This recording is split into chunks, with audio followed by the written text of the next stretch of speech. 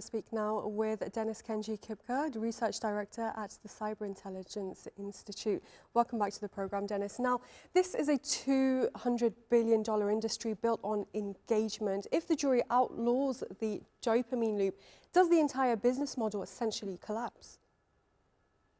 Yes, so frankly speaking, even if a jury were to reject this dopamine loop style design in this Los Angeles trial, the engagement-based model likely wouldn't collapse so much as get repriced and re-engineered by these companies. So platforms can still monetize attention through ads, subscriptions, commerce, and creator ecosystems, but they may be forced in some way to shift from this maximized time spent to safer by design engagement. And this, of course, would be more friction, stronger age gating, different ranking signals, and clear warnings. This was also raising costs and potentially lowering margins of these networks. So in my opinion, the real business risk is not that engagement disappears, but that liability and compliance moves from the periphery to the core of the business model. So how could cases like this change the business model as we know behind the social media platforms that we use every day? Yeah, so a case like this can push platforms away from this maximized time on app and towards a more proof you are safe by design, which would change both product and monetization. So engagement algorithms may need to be redesigned to reduce this compulsive use feature. That means infinite scroll, autoplay, aggressive notifications, and also to add stronger age assurance, which we are still lacking, time limits, and also possibly some nighttime protection, so that all in all moves that can lower ad inventory, increase engineering, and these compliance costs I mentioned, and make growth of these social networks slower but less legally risky. And what would a change to algorithms mean for the broader advertising revenue and growth of these tech companies?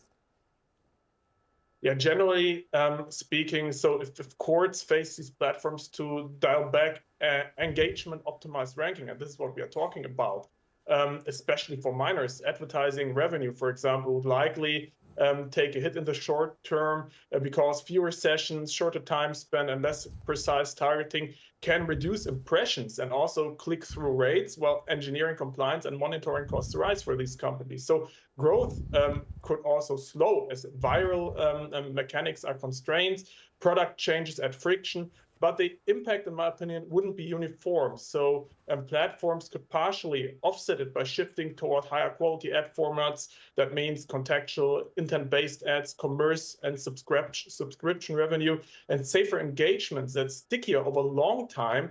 And the bigger change is that the cost of growth increases and some of the easiest engagement gains, the low-hanging fruits, become legally or reputationally too risky to pursue anymore. And how could tighter rules on child safety reshape competition within the global tech sector? So there will be definitely a chance that stricter safety rules can materially reshape this competition by raising these fixed costs of compliance. That means age assurance, safer recommender systems, monitoring, audits, documentation, which large incumbents can also absorb more easily than smaller platforms, and also potentially increasing consolidation. And at the same time, clear standards can create openings for challengers that differentiate on safety-first design, privacy, preserving targeting, and trusted use products, while the global divergence in these networks, so that means EU, US, other regions, can also fragment product roadmaps, advantage firms with the scale to localize features and policies more quickly than other ones. And there are currently 2,000 lawsuits pending. Could this become the big tobacco moment where one loss triggers $1 trillion settlement wave?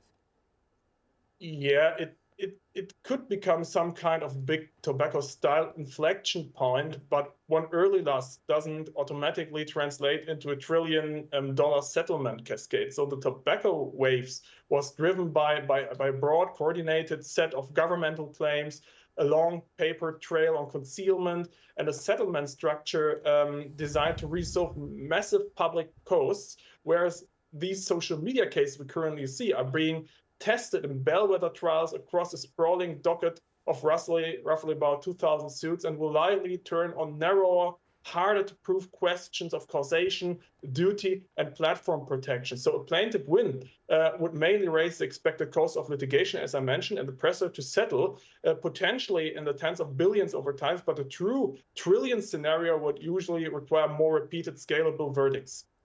Dennis-Kenji Kipker from the Cyberintelligence Institute, thank you